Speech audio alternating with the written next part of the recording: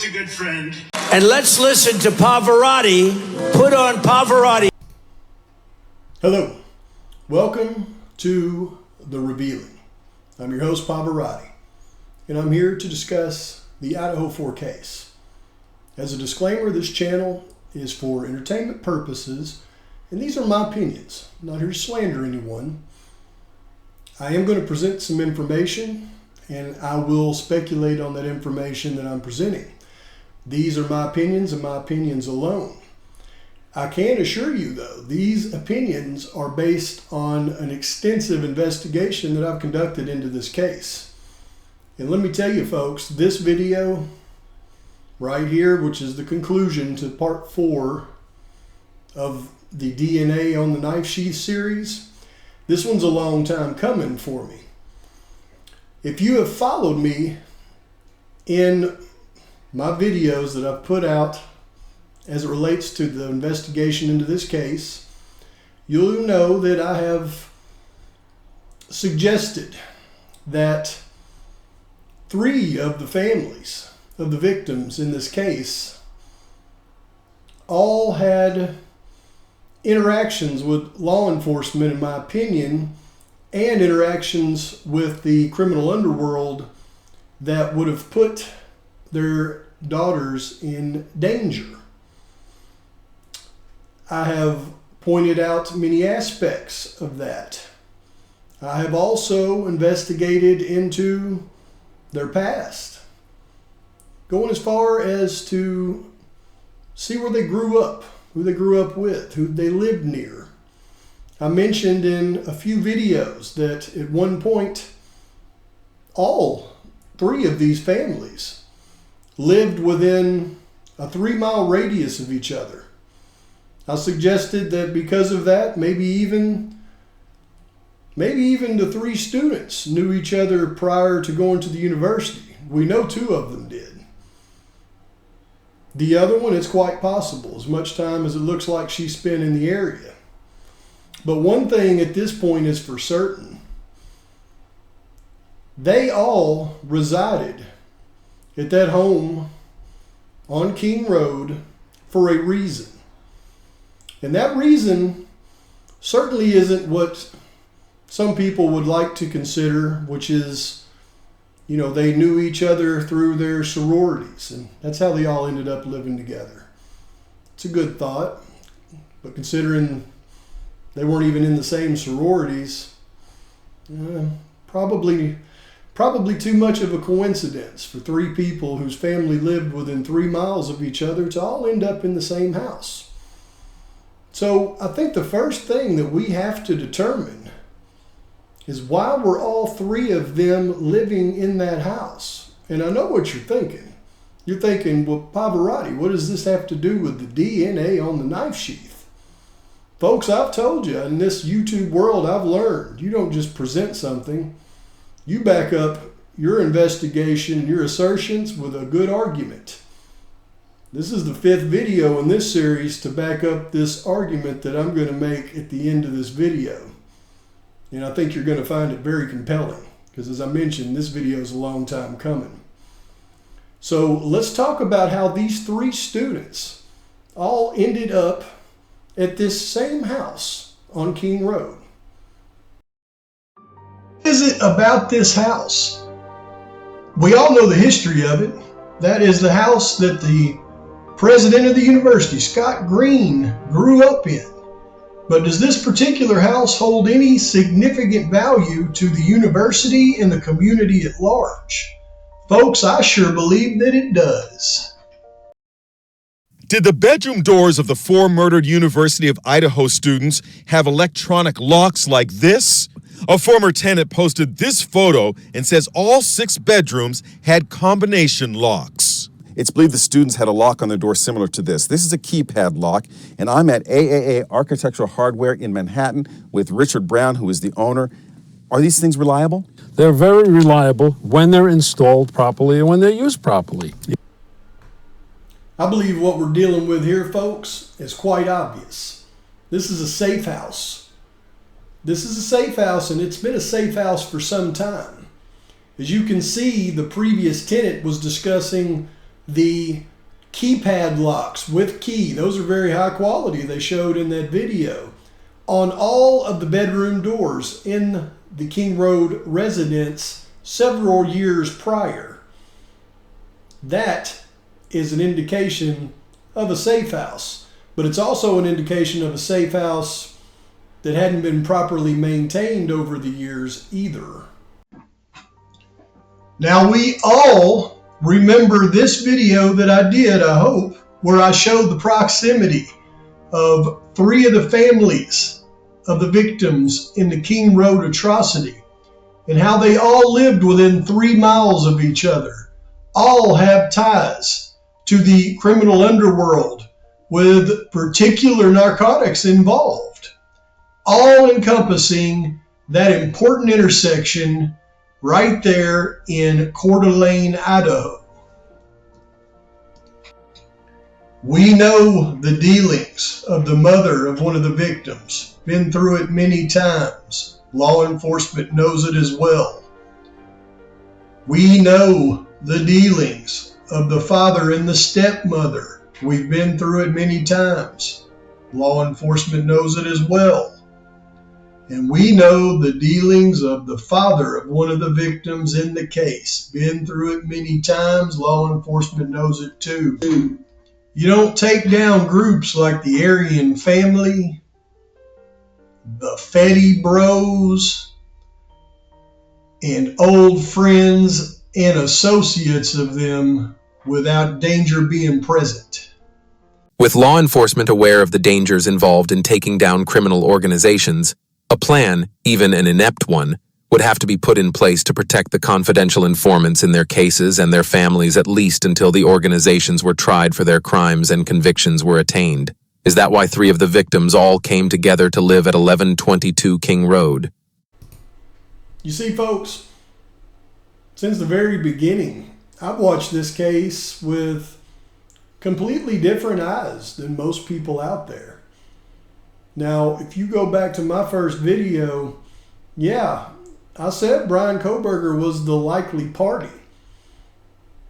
But if you recall the motives for the crime and the reason that Bryan Kohberger would have been the likely party was totally different than anybody else out there that suggested that Bryan Kohberger was guilty. Over time, I come to realize that the role that he played in this was no role at all. But nothing else about what I've been saying since day one has changed. Go back and watch all 212 episodes. So when I see things like law enforcement, body cam footage of them knocking and talking on the King Road residence, I see something totally different than everybody else out there sees, I reckon. This morning, new video surfacing of one of the Idaho murder victims as police track down new leads in the killings. Hello, miss. Hello. What's your name? Xana. The video, first obtained by the website Truth and Transparency, showing Xana Kernodle opening the door of the King Street home as officers approach. We can hear you from clear down the road when we were coming up here. We can hear the music, Okay. and that's I'm so sorry. where we're... You see, my first inclination, and it hasn't changed to this day, is those knock and talks were simple checkups on a safe house. That's what they look like. That's why you see the odd reaction from the residents of King Road anytime those checkups were performed. Noise complaints where they point out a speaker that isn't playing. All of the hints are right there for you. How are you? Good, how are you? Good. Is this your place? Yeah. Perfect. You know why we're here? And I assume noise. Noise, yeah. Yeah. Big speaker right there. Yeah. Nothing against having a party. Once neighbors start calling in, then we have an issue. Fair. And then there's, of course, what I've mentioned in the past. The undercover unmarked car parked near the residence even on the night of the atrocity. Continuing their duties in supposedly watching over this house. But obviously, their belief in danger must not have been strong enough because they didn't watch it as near as good as they should have. You got a driver's license? I don't have it. What? No, in general. I do have one, yeah. What state is it through? Idaho. Idaho. Okay. I'm just going to check if everything's good. Since they're not open, I'll let you hang on to them. Okay. So will I get charged with anything? No, or? no. Okay. Now, in the weeks leading up to the atrocity, I believe the heat was being turned up on everybody except the protection detail that was assigned to the King Road residents. We see the father of one of the victims coming up a week early. Why did he come up? To check on his daughters. What did he do? Changed one of their locks. On the screen right now, on the left-hand side, is an image of an inside lock on a bedroom door in the basement, in the lower floors. And the person who took that picture was the former tenant who moved out in 2009. And he told Fox Digital that his bedroom door had a coded lock, and that's the photo of it. He said every bedroom in that house had a coded lock on it. But if we look on the right-hand side, that's a recent picture from social media of the second floor bedroom across from the kitchen.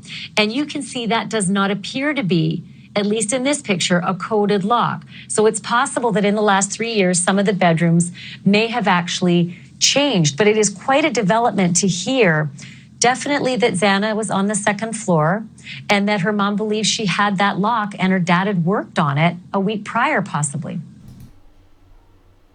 Had those locks not been updated by the maintenance personnel that's supposed to keep up with that safe house? If the father had to come and change a lock, obviously it hadn't. Kaylee went home 2 weeks prior to this. Why? Because the heat was up. Maybe allowing her to make that last trip back to the house, even the families of the victims thought maybe the scary time was over. It wasn't. Certainly not with the Aryan family going through a lot of investigating by law enforcement right at the time when some big investments into cryptocurrency hit rock bottom on November 9th. And then we've got the Fetty Bros going to trial for their charges finally and finding out they're going to spend the next 20 years in federal prison on November 4th. And unfortunately, their associates are still out there floating around with the Aryan family.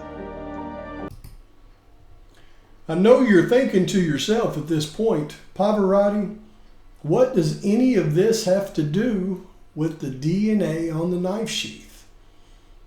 And I would like to explain. Because while everybody out there for the last year and a half have been looking at the friends and associates of the victims to blame, such as the frat boys, Jack D, Jack Showalter, I'm afraid they've been looking in the wrong place this entire time. I don't believe those people had ill will towards the victims at all. In fact, I think it's just the opposite. I think because law enforcement was slacking in their duties, their friends tried to pick up where law enforcement left off. So, who would have given Maddie a knife to protect herself? Who would be the most logical person to have done that?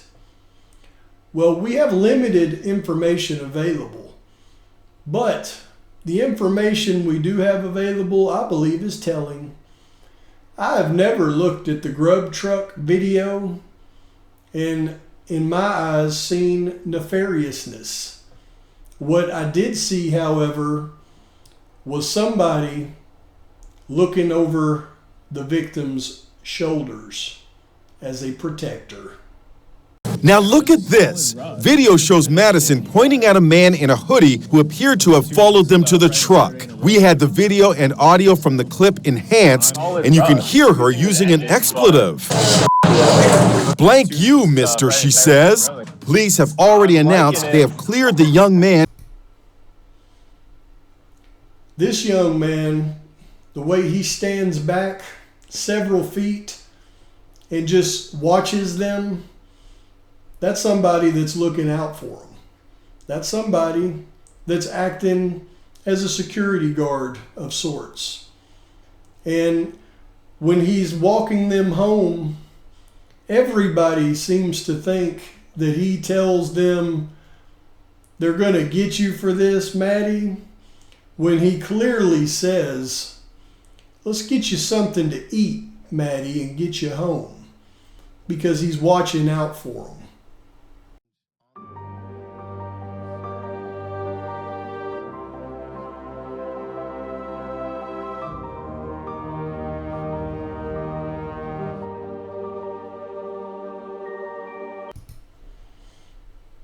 So in my mind, the DNA on the knife sheath, it likely belongs to the person who gave Maddie that knife for protection. The DNA on the knife sheath, in my opinion, likely belongs to Jack Showalter. Now, I in no way think Jack Showalter had any part in the atrocity. I simply think that he was looking out for one of his friends, and in that, he gave them that knife in that knife sheath, in my opinion. Now, I wouldn't expect Showalter to come forward and admit to that, because that would implicate him in the crime. And he was looked at as a suspect early on. So I'm sure he's not chomping at the bit to run to law enforcement and say, you know what, that's my knife sheath. Because he sees what that knife sheath has done to somebody else. So I guess the real question is how did they take Jack Showalter's partial DNA sample and try to apply it to a Bryan Kohberger? I just gave you a 4-part series on how I believe they manipulated that DNA. I believe that DNA belongs to Jack Showalter.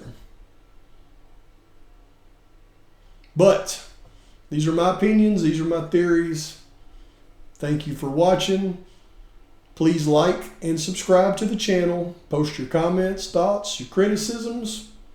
Till next time, Pavarotti's out.